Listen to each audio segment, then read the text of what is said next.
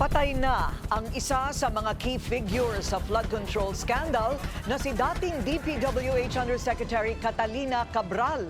Nahulog umano sa bangin sa Benguet si Cabral. Person of interest ngayon ang kanyang driver. Narito ang agenda report ni Dobby De Guzman. Patay na nang maiahon mula sa bangin ng Camp 4 Cannon Road sa Tuba, Benguet si former DPWH Undersecretary Maria Catalina Cabral. I was at 1203. 1203.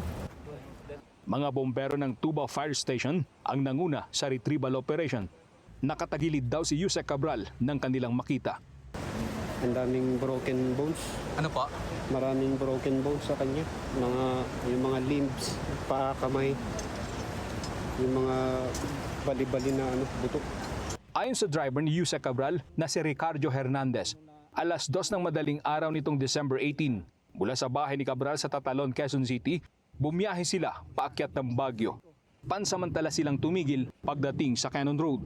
Umaga po, dito po kami sa may Cannon Road na nagtambay po kami, nagpapalipas po ng parang lang po, tatanggal na stress. Tapos pinalis po kami ng mga pulis kasi bawal po rito, accident po yung lugar. So doon na rin na po kami ng Baguio, kumain, tapos check tapos niyaya po ulit niya akong pabalik dito. Alas 3 ng hapon nang magpaiwan si Yusek Cabral sa Camp 4 Cannon Road. Binalikan siya ni Hernandez pero hindi na niya makita, kaya humingi na ito ng saklolo sa mga pulis.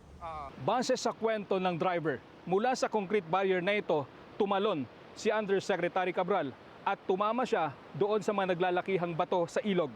Tinatayang nasa 40 hanggang 50 metro ang lalim ng bangin mula dito sa kinatatayuan kong kalsada. Naiyak na lang po ako. Hindi ko talaga gagawin na po. Kasi driver na po niya, may tiwala po sa kanya. Sabi niya, tutulungan niya po. Dinala sa Cordillera Serenity Memorial Services ang labi ni Cabral. Sabay-sabay dumating dito ang kanyang mga anak at ilang pang kamag-anak. Inimbitahan naman sa Tuba Police Station si Hernandez para maimbestigahan dahil siya ang huling nakasama ni Yusek Cabral. Isang araw bago ang kalunos-lunos na sinapit ni Cabral, isinama ang pangalan niya sa 87 personalidad na pinakakasuhan ng DPWH kaugnay ng flood control scandal.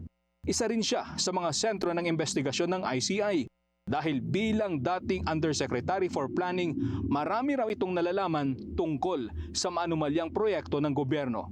Dahil dito, hinimok ng ICI ang mga law enforcement agency na pangalagaan ang mga gadget, dokumento at computer ni Cabral dahil mahalaga ang nilalaman ng mga ito para sa isasagawang forensic examination.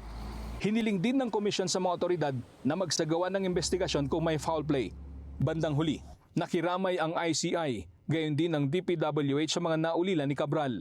Ang PNP naman, kinukonsidera na bilang person of interest ang driver ni Cabral. Ang CIDG na rin ang hawak ng kaso. Para sa Agenda, Dobby De Guzman, Bilyonaryo News Channel. Manatiling nakatutok sa Bilyonaryo News Channel. Sumubaybay sa aming social media accounts at mag-subscribe sa aming YouTube channel para sa mga bago at eksklusibong balita.